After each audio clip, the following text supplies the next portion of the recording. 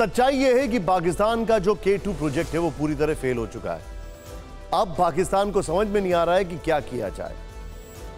सोचिए। लेकिन इस वक्त एक बड़ी खबर आपको दिखा रहे हैं। तस्वीरें देखें पीछे आप, पुतिन के खिलाफ मिशन 8 अक्टूबर। TV9 भारतवर्ष देश की फिक्र के साथ दुनिया की भी फिक्र करता है। इस कड़ी में बहुत बड़ी खबर युद्ध के मैदान से आ रही है। रूस और यूक्रेन के बीच जारी जंग और भीषण हो गई है। दोनों तरफ से ताबड़तोड़ हमले हो रहे हैं। कल रात ओडिशा में रूस की फौज ने सबसे बड़ी स्ट्राइक की है, जिसमें यूक्रेन को बहुत बड़ा नुकसान पहुंचा है। मिलिट्री ठिकाने से लेकर होटल तक ध्वस्त हो गए। लेकिन अटैक एक तरफा नहीं, बल्कि यूक्रेन के जवान भी उतनी ही ताकत से जवाब दे रहे हैं। ओडिशा में जहां रूस ने तबाही मचाई, तो ज़ेपोरिज़िया के बड़े हिस्से में यूक्रेन की सेना कहर बनकर टूटी।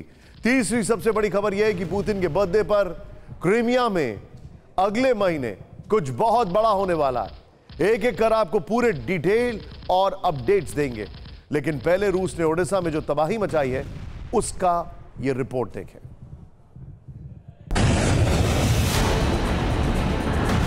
पोर्ट सिटी ओडिशा में रात भर यूक्रेन के मिलिट्री ठिकाने, हथियार गोदाम और इंफ्रास्ट्रक्चर को रूस ने टारगेट किया।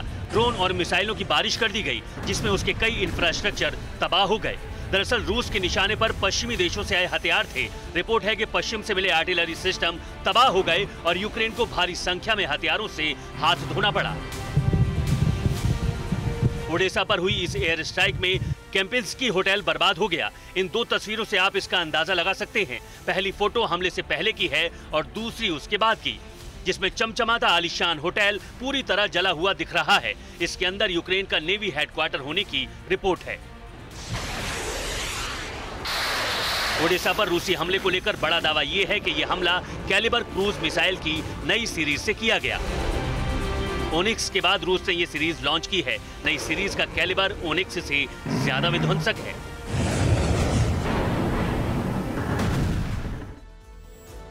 रूसी मिसाइलों ने ओडिशा पोर्ट को भी निशाना बनाया है। इलीचेव्स तक पोर्ट पर क्रूज मिसाइलें दागी गई हैं। रूस ने 2 सुपरसोनिक और 12 क्रूज मिसाइलें दागी। इस हमले के लिए 19 ड्रोन का भी इस्तेमाल किया गया है। 19 ड्रोन का इस्तेमाल। ये तस्वीरें देखिए, ये बेसिकली एक अटैक का वीडियो है और दूसरा एयर डिफेंस सिस्टम जो काम कर रहा है वहां पर उसका वीडियो है। एक अनाज गोदाम खत्म कर दिया गया है। वहीं यूक्रेन का दावा है कि ओडिशा में एयर डिफेंस सिस्टम अलर्ट हो गया है, जिसके बाद उसने रूस के 19 ड्रोन मार गिराए हैं। इस खबर को हम वेरीफाई नहीं करते हैं। इसके अलावा रूस की 11 क्रूज मिसाइलों को भी उसने नष्ट कर दिया है। लेकिन जंग के मैदान से असली खबर और लड़ाई की खबर खेरसौन से आ रही है। खेरसौन में रूस की नॉनस्टॉप शेलिंग चल रही है। 23 घंटे में 500 बार शेलिंग हुई है। 497 एग्जैक्ट नंबर जो है। अभी इस इलाके में रूस मजबूत स्थिति में है, लेकिन खेरसौन पर यूक्रेन का विध्वंसक प्लान भी तैयार है। ब्लैक सी के जरिए भी यहां अटैक हो सकता है। खेरसौन में यूक्रेन ने सैनिक और आर्टिलरी यूनिट को भी तैनात कर रखा है। वहां 6870 सैनिक इकट्ठा किए गए हैं। इसके अलावा 46 टैंक, 223 आर्मर्ड व्हीकल भी हैं। खेरसौन में मरीन कमांडो भी उतार दिए गए हैं, यानी नेवी की भी पूरी तैयारी है। अब आपके मन में सवाल होगा कि खेरसौन में रूस और यूक्रेन दोनों इतना दमखम क्यों लगा रहे हैं। तो पहले आप ये नक्शा देखिए जो मैं आपको दिखा रहा हूं। सीधे आइए जरा, ये जो नक्शा आपके सामने, इसको देखिए अब आप। ये है क्रीमिया, जो कि शायद ग्राफिकली हमारी टीम ने बहुत छोटा बना दिया। ये क्रीमिया है, ये है ब्लैक सी, और इसके ठीक इस तरफ जरा ध्यान से देखें अब आप, ये जो आपको दिखाई दे रहा है ये है क्रीमिया, और एज़ोव सी थोड़ा इस तरफ कटता हुआ है, एक छोटा सा ब्लॉक में ट्रायंगल में आता है। ये नीपर नदी आ रही है। नीपर नदी के इस तरफ यूक्रेन खेरसौन में, और इस तरफ रशिया है। अब क्या हो रहा है? ये 2014 में यूक्रेन से अलग कर दिया था, यानी क्रीमिया। अब हम जो बात कर रहे हैं, क्रीमिया तक पहुंचना आसान हो जाएगा। कैसे? अगर खेरसौन पे कब्जा कर लिया तो इसी खेरसौन से, जहां से फ्रेश वाटर क्रीमिया में पहुंचता था, वहां से सीधे लैंड पास बना के यूक्रेन इस पर कब्जा करने की स्ट्रैटेजी बना रही है। इस रिपोर्ट में देखा।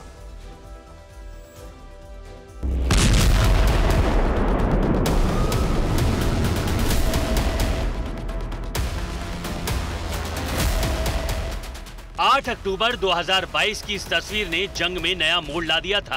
क्रीमिया ब्रिज पर इस अटैक से पुतिन बुरी तरह हिल गए थे। यह हमला पुतिन के बर्थडे यानी 7 अक्टूबर के ठीक अगले दिन हुआ था।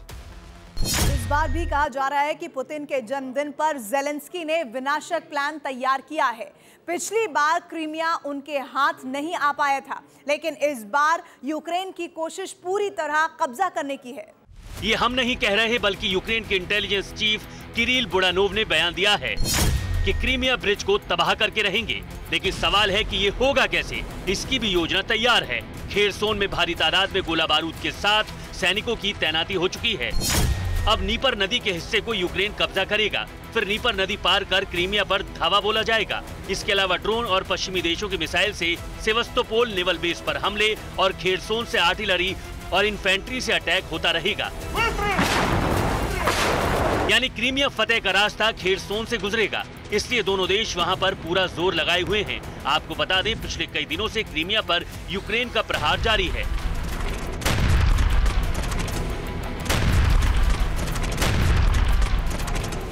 साकी एयरबेस और सेवस्तोपोल में बड़े अटैक के बाद रूस ने सुरक्षा को और मजबूत किया। एयर डिफेंस की तैनाती बढ़ाई, लेकिन यूक्रेन के हमले रुक नहीं रहे। यूक्रेन ने रूस को क्रीमिया छोड़ने की धमकी भी दी है। क्रीमिया वॉर में यूक्रेन के लिए ये कामयाब हफ्ता रहा। इसी के बाद ये कयास लग रहे हैं कि अगले महीने वहां कुछ बड़ा होने वाला है। इस बार तो शायद पुल का वजूद ही ना रहे।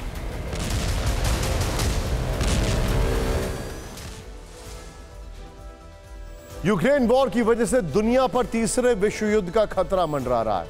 आशंका एटमी तबाही तक जा सकती है।